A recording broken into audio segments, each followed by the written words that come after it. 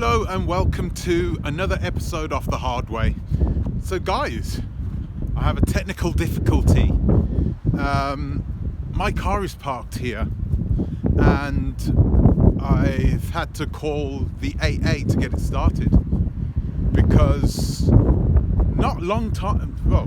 the last time I used the car, because we don't use the car very often, we live in the city, so we don't use the car very often, so we park it up and it's parked up for 2-3 days at a time while we don't use it. Okay. And I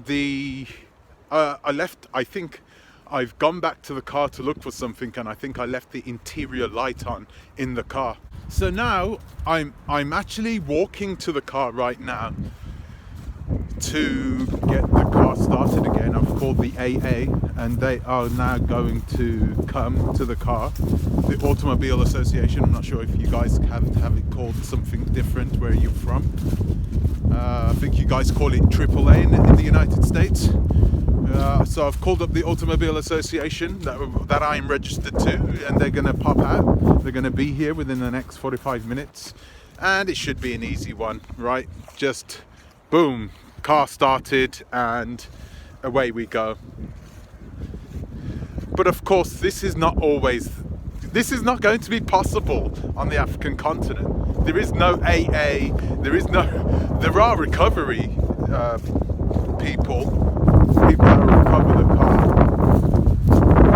So what do I do in this situation? What do we do in a situation where the car breaks down, or these types of mishaps do happen? So what we do is we have to work from the beginning, structuring and building an overlander that can deal with these types of mishaps. So this car, if it was my overlander, I'm going to have a rather large lithium battery inside the car as well. So if the worst happened, there is two systems there, two electrical systems, two sources of power. I could easily jump myself because the lithium ion battery is going to be a powerful one. I need a powerful one because I'm going to be using induction cookers. That's a conversation for another day, though. I'm going to be using 2 induction cookers too. And those use a lot of accu. They use a lot of power. So we're going to need a large lithium-ion battery. But yeah, of course, it's not just for the reason of powering things. It's for these mishaps, for these mistakes, for when things go wrong. And I need electrical power. So that's just one thing that could happen. Clearly, other things could go wrong, right? And so what happens if you're driving and your car, you get involved in an accident? Well, we try and do everything in our power to lower the chances of those types of things happening. So what do? We only drive during the daytime. We drive the speed limit. We take extra care when we're on the road. We try and avoid population, like very dense population, where there are lots of cars. You know what drivers are like. Drivers can be,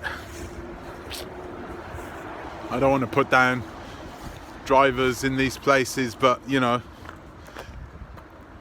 drivers tend to be a little bit more cavalier in these countries because I personally think it's because they feel like they can get away with it in these countries. You know what I mean? There's less oversight. The police are more corrupt as well. In a lot of these countries, you can just pay them off. I just had a conversation with a group of women who had a problem in Ghana, with a gentleman who has just been paying people off. He's just been paying people off. That's what he's been doing. That's how he's been getting away with doing some heinous things. So,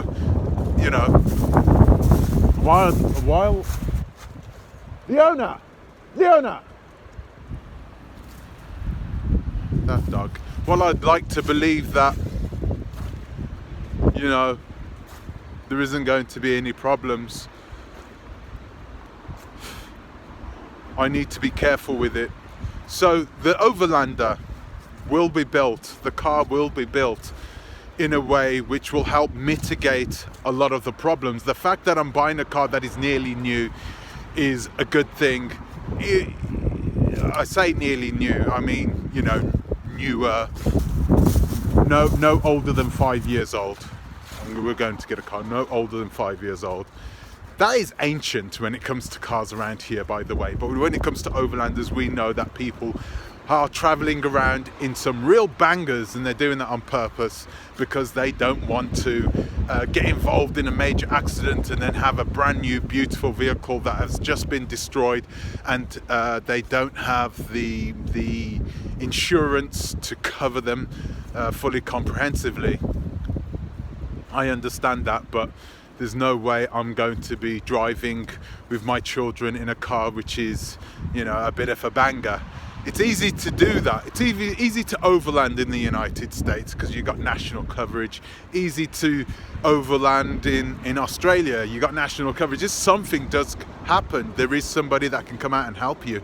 You do have some, you know, form of, you know, you have some organization that has you covered.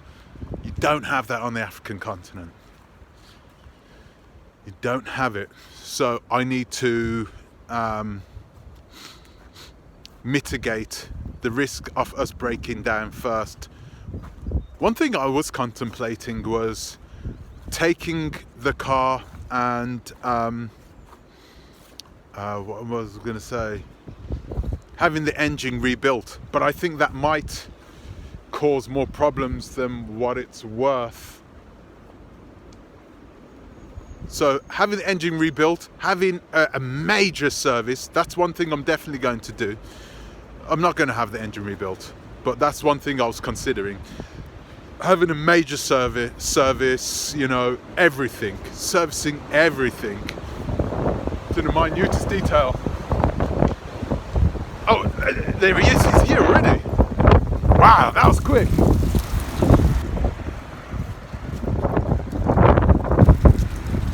So yeah, he's here already.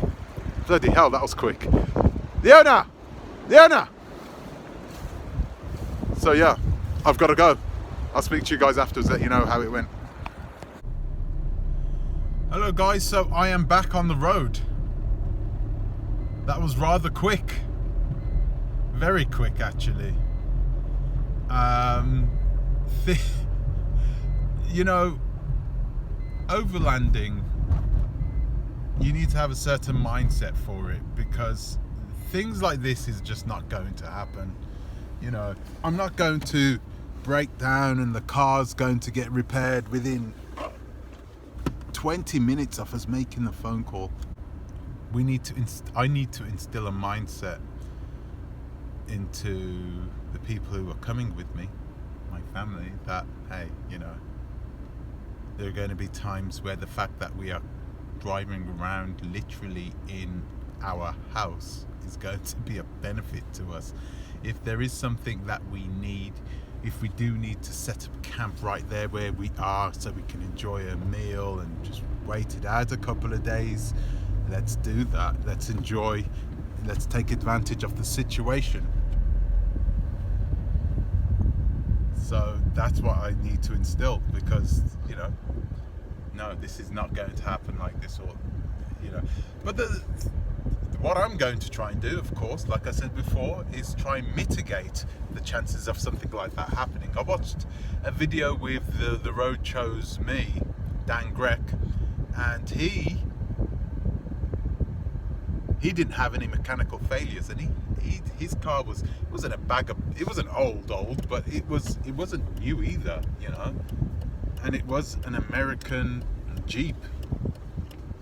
They're not really renowned for reliability, so the fact that he managed to almost circumnavigate the entirety of Africa is something which is outstanding.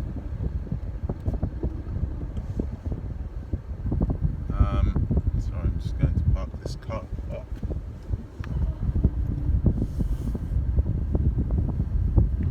yeah, so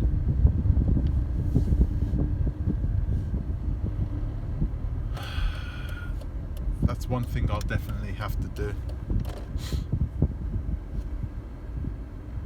So guys, thank you for joining me today. I know I didn't really get much over to you today,